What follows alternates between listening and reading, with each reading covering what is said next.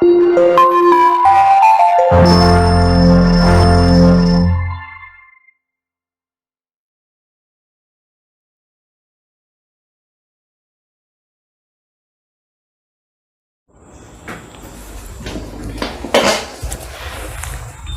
Friends, good morning. अभी lockdown चल रहा है। लॉकडाउन में अपने दादा दादी से बहुत सारी कहानियां सुनी होगी। आज भी हम आपको एक अजीब सी कहानी सुनाने वाले हैं। वो कहानी एक मधपुरे पर बनाई है। तो जो मधपुरा तो आपने बहुत सारे देखे होंगे। एक मधपुरे में 30,000 से 60,000 तक की मधमाखियां वहां पर रहती है। जो 30,000 से 60,000 तक की जो मधमाखियां रहती है, उनमें से वो मधमाखियां 2 टाइप की होती है। कई मधमाखियां फीमेल होती है, कई मधमाखियां मेल होती है। जो मेल होते हैं वो हैप्लॉइड होते हैं, क्योंकि वो अफलित एग से उनका निर्माण होता है। अफलित एग से जिसका निर्माण होता है वही नर बनते हैं। वो हैप्लॉइड होते हैं, उनमें क्रोमोसोम की संख्या 16 तक होती है। और जो फलित एग से जिनका निर्माण होता है वो फीमेल होती है, और फीमेल डिप्लॉइड होते हैं, द्विकीय होते हैं। उनमें क्रोमोसोम की संख्या 32 तक की होती है। जो फीमेल होती है वो फीमेल 2 टाइप की होती है। जो फीमेल में से एक जो होती है, जो साइज में सबसे बड़ी होती है, वो रानी कहलाती है। और बाकी की सब जो फीमेल होती है वो वर्कर्स, जिसे हम कामदार बोलते हैं। इसी तरह एक मधपुरे में 3 टाइप की मधमाखियां रहती है। एक क्वीन, जिसे हम रानी कहते हैं, वो मधपुरे पर उसका वर्चस्व रहता है, उसका हुक्म सभी को मानना पड़ता है। और 200 से 300 नर मधमाखियां होती है, जिसे हम ड्रोन बोलते हैं, जिसे हम राजा बोलते हैं। और बाकी सब जो होते हैं तो वर्कर होते हैं। सभी का काम भी अलग अलग है। रानी बच्चा पैदा करने का काम करती है। राजा जो होता है वो रानी से मीटिंग करने का उनका काम रहता है। और जो वर्कर्स होते हैं, वर्कर्स में भी काम की जो डिवाइडेशन कर दिया जाता है। कई वर्कर्स होते हैं, उनका काम सिक्योरिटी करने का होता है। सिक्योरिटी का मतलब समझते हैं ना, कि जब हम मधपुरे को जब संछेड़ते हैं तो वो मेरे पर हमला कर देती है और हमको काटती है, हम के त्वचा में वो डंक डालती है, तो वो सिक्योरिटी वर्कर्स बोलते हैं हम उसको। कई वर्कर्स ऐसे होते हैं कि वो मधपुरे की सफाई करने का काम करते हैं। कई वर्कर्स ऐसे होते हैं कि जो मधपुरे में जो छोटे छोटे बच्चे होते हैं उनका सार संभाल करने का काम वो करते हैं, जिसे हम आया का काम कहते हैं। आया का काम कर लेती है। कई वर्कर्स खाना खोजने का काम करती है, जिसे हम स्काउट कहते हैं। स्काउट मधमाखियां होती है। और कई वर्कर्स ऐसे होते हैं कि खाना बनाने का काम करती है, तो मध बनाने का काम, जो हनी बनाने का काम वो करती है। इसी तरह जो वर्कर में भी काम का डिवाइडेशन हो जाता है, जिससे उनका जो मधपुरे में अच्छी तरह उसका संचालन हो सकता है। तो अब इस कहानी की शुरुआत हम करते हैं कि रानी एक ही होती है और जो राजा जो होते हैं 200 से 300 होते हैं। जो रानी जो होती है उसका जो आयुष होता है वो 2 से 5 साल का होता है। जो राजा जो होता है, जिसे हम ड्रोन बोलते हैं, नर मधमाखियां जो होती है, उनका जो आयुष है वो 57 डेज का होता है, 2 मंथ के आसपास का होता है। और जो वर्कर्स जो होते हैं उनका आयुष 2 से 3 मंथ का होता है। तो वो आयुष के हिसाब से हमने बात की। साइज के हिसाब से हम बात कर लेते हैं तो सबसे बड़ी साइज की जो होती है वो रानी होती है।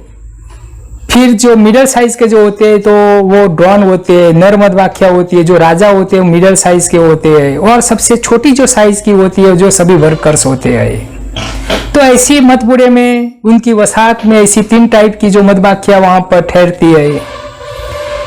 हमारी जो अजीब सी कहानी जो है, जो अभी अब शुरू करने जा रहे हैं, इस कहानी में रानी एक है, राजा 200 से 300 राजा है।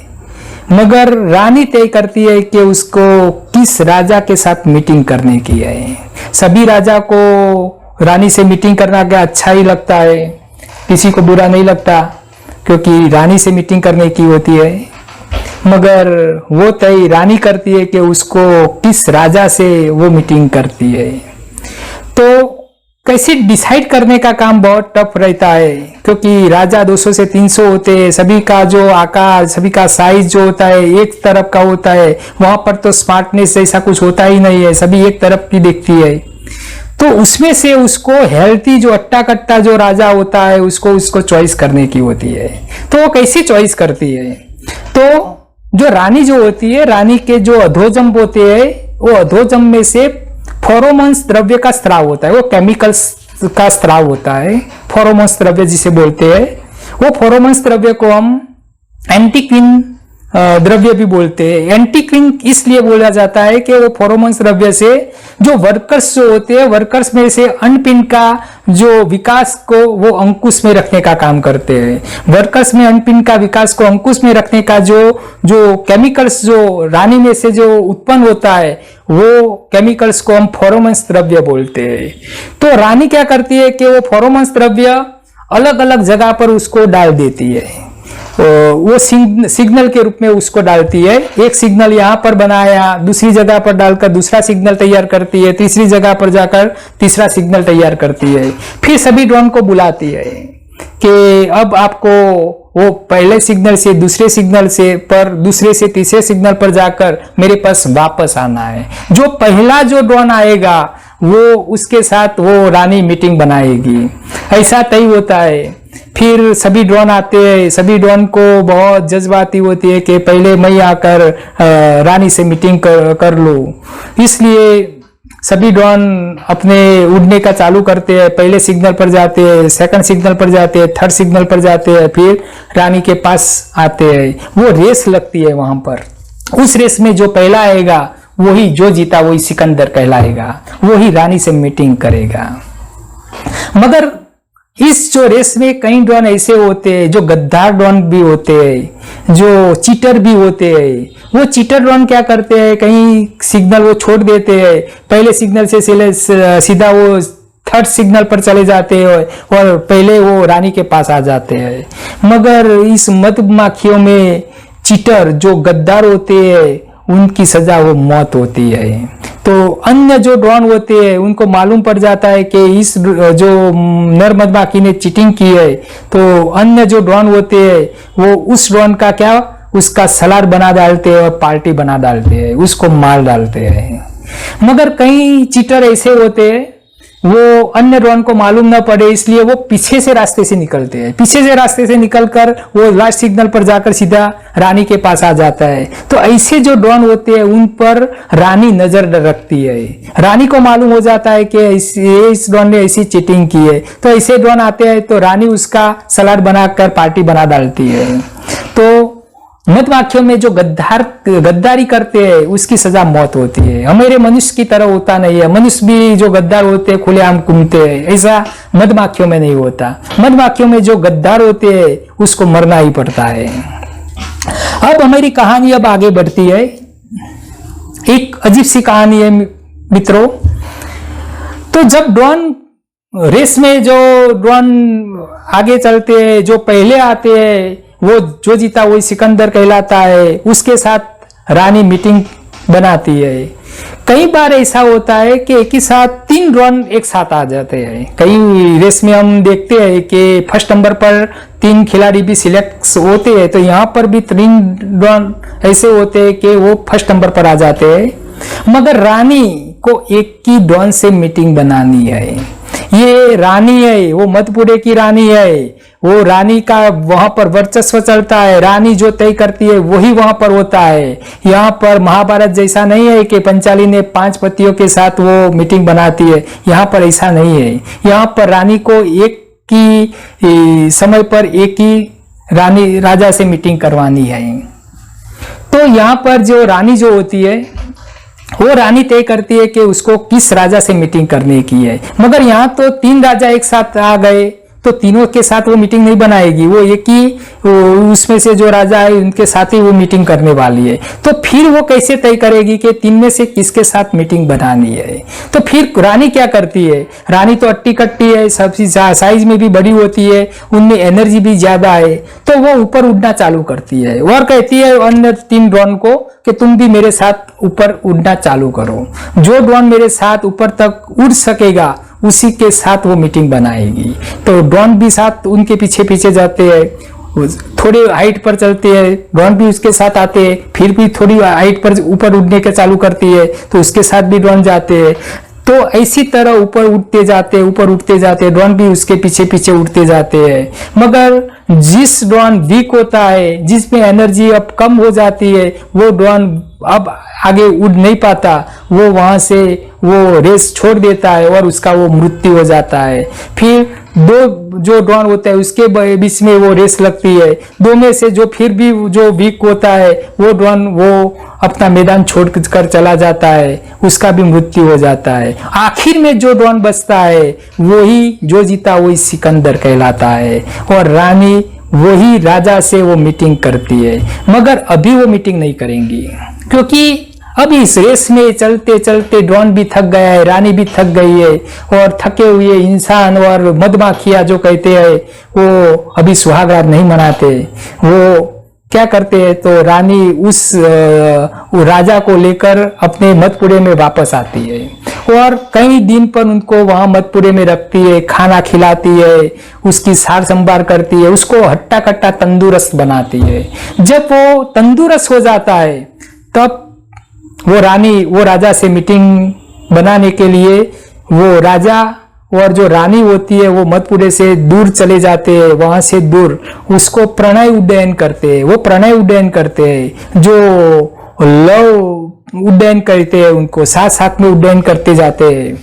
वो प्रणय उड्डयन के दरमियान वो दोनों के बीच में वो मीटिंग कर जाते हैं। मीटिंग के दरमियान जो ड्रोन होते हैं उनका शुक्रकोश होता है वो मादा के शुक्र संग्रहाशय में आ जाते हैं। फिर वो दोनों एक दूसरे से अलग हो जाते हैं। अलग होने के बाद जो रानी होती है वो अपने मधुपुरे में वापस आती है। तो उसके पीछे पीछे वो भी ड्रोन पीछे पीछे आता है, मगर रानी अब उस ड्रोन को उस मधुपुरे में आने नहीं देती। जो आते हैं तो लात मार के उसको निकाल देती है, क्योंकि वो ड्रोन अब उसके कुछ काम का रहा ही नहीं है। क्योंकि जो ड्रोन होते हैं वो एक ही बार शुक्रकोश का निर्माण करते हैं, एक ही बार वो रानी से मीटिंग कर सकता है। एक बार मीटिंग हो चुकी फिर वो ड्रोन किसी काम का रहता नहीं है। इसलिए रानी उसको उस मधुपुरे में आने नहीं देती। जो आता है तो उसको लात मार के उसको निकाल देती है। मगर वो ड्रोन जाए तो कहां जाए, उसका ठिकाना वही था, उसको इस घर में उस वापस आने ही नहीं देती रानी। तो वो क्या करता है, तो वो मधुपुरे के आसपास वो घूमती है। तो जो ड्रोन मधुपुरे के आसपास घूमता ही जाता है, उसको तो मधुपुरे में आने की इजाजत ही नहीं होती। आते तो रानी उसको लात मार के निकाल देती है। तो क्या करता है, तो मधुपुरे के आसपास वो घूमता ही जाता है, घूमते घूमते थक जाता है और उसका मृत्यु हो जाता है। ऐसे उसका एंड होता है। जीतने के बाद भी उसको मरना पड़ता है। फिर इस कहानी हम आगे चलाते हैं। जो रानी जो होती है, रानी के अंदर शुक्रकोश भी आ गए शुक्र संग्रहाशय में, रानी के अंदर एग का भी निर्माण हो चुका है। तो उस अब रानी जो मधुपुरे में जो हेक्सागोनल जो खाने होते हैं उसमें वो अपना एग डालती है। इस एग पर वो ड्रोन का वो जो शुक्रकोश होता है उसको भी उन पर डाल देती है। तो जिस एग पर शुक्रकोश डाला है उस एग को फलित करने के बाद उसमें से मादा का निर्माण होता है। किसका निर्माण होता है? मादा का निर्माण होता है, क्योंकि मादा फलित एग से निर्माण होती है। कहीं ऐसे एग भी होते हैं उन पर शुक्रकोश नहीं डालती, तो ऐसे एग जो अफलित एग बोलते हैं, उस अफलित एग से वो नर एक ड्रोन का निर्माण होता है। इसी तरह बच्चे पैदा करने का काम वो रानी कर लेती है। तो जो एग डाले हैं उन पर जो शुक्रकोश डाले तो फलित एग बन चुके हैं। जो एग पर शुक्रकोश नहीं डाला तो वो अफलित एग होते हैं, उनमें से ड्रोन का निर्माण होता है। इस कहानी अब आगे चलती है। जो वर्कर्स जो होते हैं, वर्कर्स जेली बनाते हैं। जेली दो टाइप की होती है, एक नॉर्मल जेली बनाते हैं, एक रॉयल जेली बनाते हैं। नॉर्मल जेली जो होती है वो बच्चों का विकास के लिए उसका यूज होता है, मगर जो रॉयल जेली जो होती है, रॉयल जेली खाने की इजाजत सिर्फ रानी को होती है। रानी ही रॉयल जेली खाती है। रॉयल जेली सिर्फ रानी के लिए ही होती है और कोई वो रॉयल जेली को खा नहीं सकता। मगर कई बार जो वर्कर, जो रॉयल जेली बनाने का काम वर्कर करते हैं, तो कई बार जो वर्कर मिस्टेक कर डालते हैं। रॉयल जेली रानी को देने के बजाय वो जो फलित जो एग होते हैं उन पर वो रॉयल जेली डाल देती है, तो फलित एग को रॉयल जेली मिल जाती है, तो वो फलित एग से रानी का निर्माण होता है। तो ऐसी तरह रानी बनती है। मगर एक मतपुड़े में एक ही रानी को रहने की इजाजत होती है। एक ही रानी कितनी होती है? एक ही होती है। तो फिर कैसे? तो वहां पर तो रॉयल जेली डालने के बाद वहां पर तो भी दूसरी 8-10 और रानी का निर्माण हो चुका है, तो वहां पर रानियों की संख्या बढ़ चुकी है। मगर सभी रानी को वहां पर रहने की इजाजत नहीं होती। तो क्या होता है? तो वहां पर रानी के जो जितनी भी रानियां हैं उनके बीच में वो फाइट होती है, लड़ाई होती है, और वो लड़ाई में जो जीतेगी वो मतपुड़े की रानी बनती है, और जो रानियां अन्य जो रानियां होती है वो वहां पर मर जाती है। कई बार ऐसे होते हैं कि जो नई रानियां जो पैदा होती है और जो पहले की जो रानी होती है, पहले की रानी तो अट्टी कट्टी है, तो वो बच्चे वाली जो रानियां है उसका लड़ाई में उनका नाश कर देती है।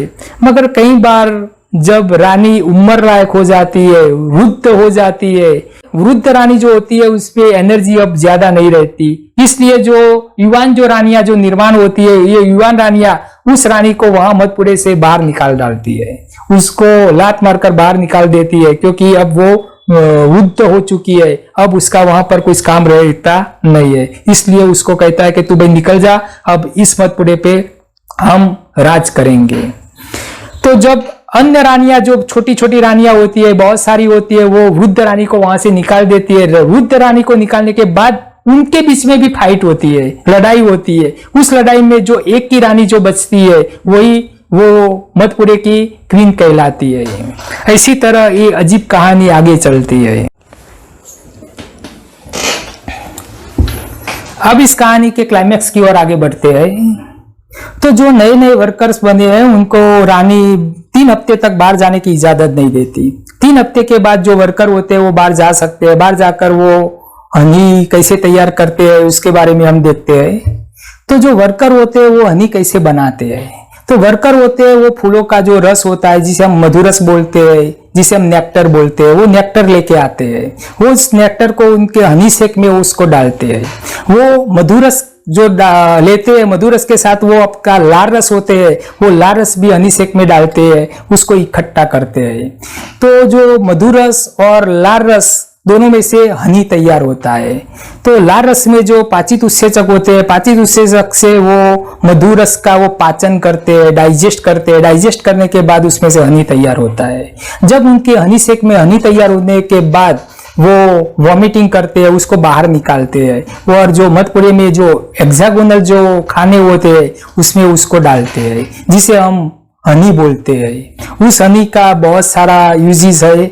हमको मालूम है कि वो हनी में अच्छा पोषक मूल्य होता है, इसलिए वो हम फूड सप्लीमेंट के रूप में हम खा सकते हैं। और कहीं कहीं आयुर्वेदिक जो मेडिसिन होती है उसमें से तैयार की जाती है। कई आयुर्वेदिक जो डॉक्टर्स होते हैं वो आयुर्वेदिक दवा वो हनी के साथ लेने की सलाह देते हैं। तो अभी इस दिनों में हनी का जो यूजेस है बहुत ज्यादा बढ़ चुका है। और जो मतपुड़ा होता है, मतपुड़ा में से 2 हमको प्रोडक्ट्स मिलते हैं, एक हनी बनती है और दूसरा होता है मीण बनता है।